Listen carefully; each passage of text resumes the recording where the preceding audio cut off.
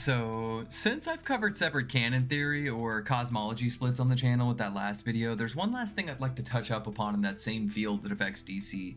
You see, one of the primary ideas that separates canonicity in a lot of people's mind is the idea of a very specific structure inside of DC that you may have heard of before, the Overvoid.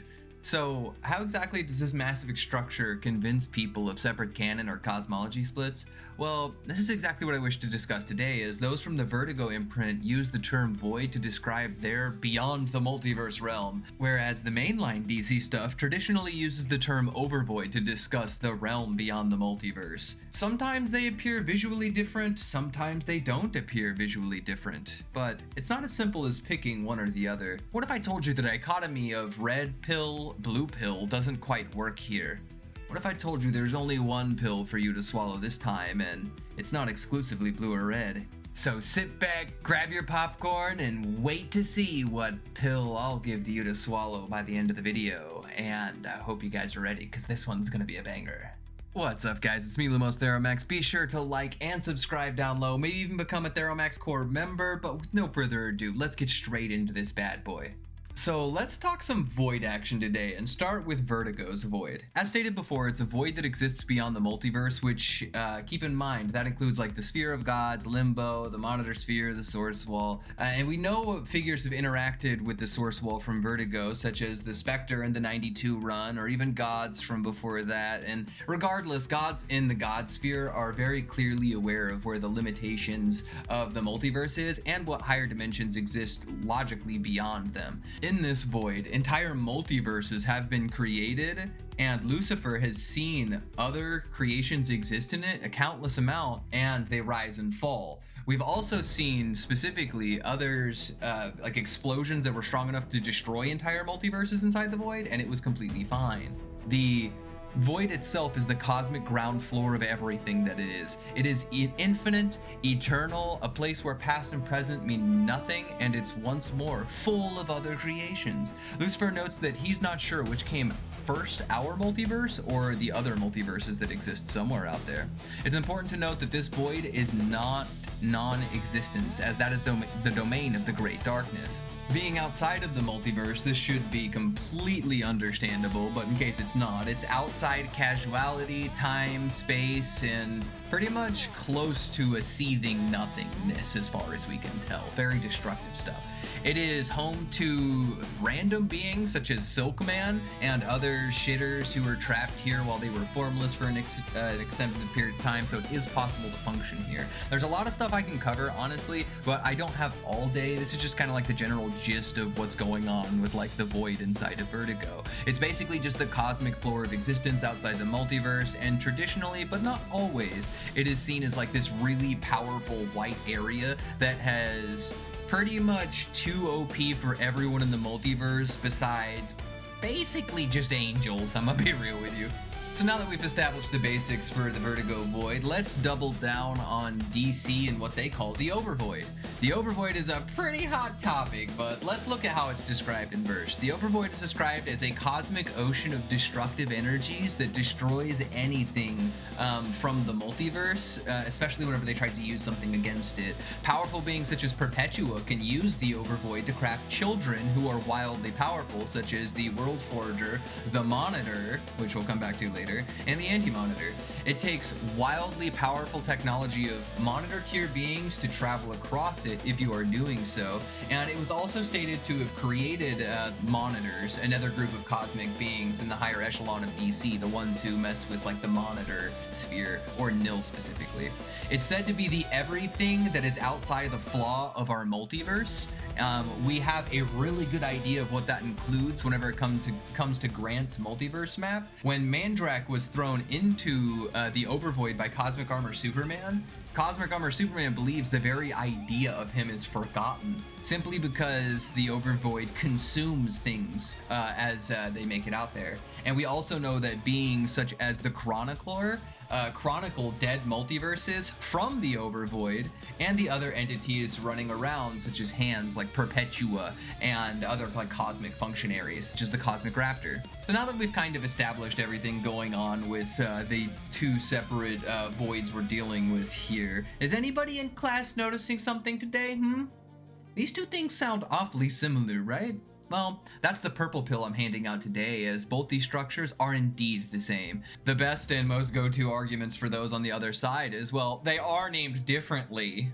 So, I happen to go through most of my life with a nickname, which is half of my actual name, so, like, I don't think that's too ridiculous of an argument for some people to call it Void and other people to call it Overvoid. Well, I don't know what you want from me. It's pretty simple of an idea, but let's take it a little bit further, because DC actually agrees with me. Don't believe me? They actually use this nickname actively in the comics. Let's take these two classic comics, because they come from the comic everyone uses to defend the Overvoid isn't the void memes. This scan I'm showing you before, I actually didn't show you the whole scan. I showed you the top half, not the bottom half. Why? Because this is the very scan where they use the word void synonymously with Overvoid. Because it's like the same thing.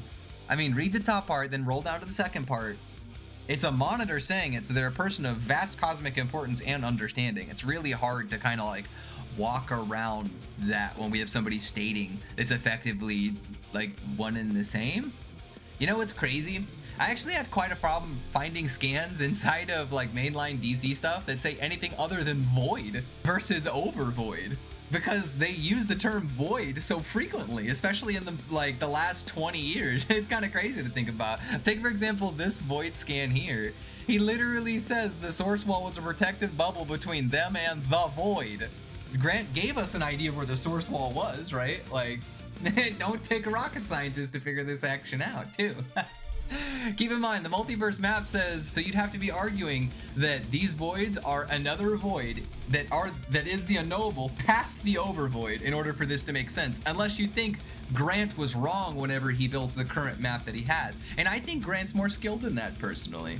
Most of the Vertigo stuff takes place before Morrison's content too, so you can't simply claim it happened afterwards and there was just some big change or something. No, you just can't do it, okay? Here, once again, a monitor literally refers to the nothingness before creation as the void. So even the monitors on multiple occasions have reference to it as such, and the monitors are where we get a lot of the Overvoid memes, in case you're wondering why I keep referencing the monitors saying these things. We also know that both of these structures contain an infinite amount of creations and a vast hierarchy that happens to exist within them, and those creations are always rising and falling. We also know that every writer works on content with others who continue their work, such as Grant Morrison and Scott Snyder, and nothing Snyder has done has uprooted anything that Morrison has done. Don't believe me? Well, that's okay. I don't expect you guys to just believe me over nothing. There's literally an interview where it's confirmed. And Grant also like chimes in and lets us, like, gives us, you know, pointers and also approval on stuff a lot. So I talk with him relatively frequently, at least a few times a year while we're working on the stuff. So yeah, so nothing is like done in a way that's meant to, you know, upend anything he wanted to do. And in case you're even more of a stickler, we still know that all the events of Nil and the figures up there talking about the Overvoid and stuff is still canon to the current day, to like everything that happened in the 2018 run and the crazy new stuff with Scott Snyder. Don't believe me? Well, let's revisit some of that action, shall we? Yes. The idea is that when the single universe split back into a multiverse, that created all of the different monitors that first showed up in, I think it was Brave New World, and then showed up in, where it was delved into further in Final Fantasy. Yeah. He also said in that same scene, Marnovu said that Nil was formed with the current universal structure. And some people thought that Nil was like destroyed at the end of Final Crisis because he kind of had that fade to white. It was kind of vague. Is this the same Nil that we know, or was it destroyed and then recreated in your opinion?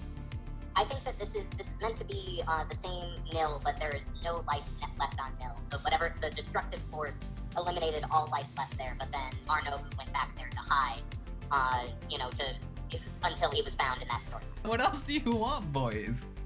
If that's true, the void beyond creation is the same one that they call the void both then and now, through Grant's cosmology and the modern one. Arguing against this in the modern day is as bad as arguing for separate canon theory, but that's not going to stop people from making the mistake. But you guys can, as you are intelligent viewers of mine who are opening their minds, or maybe you're someone who just happened to stop by and click the video and wanted to be educated on something new.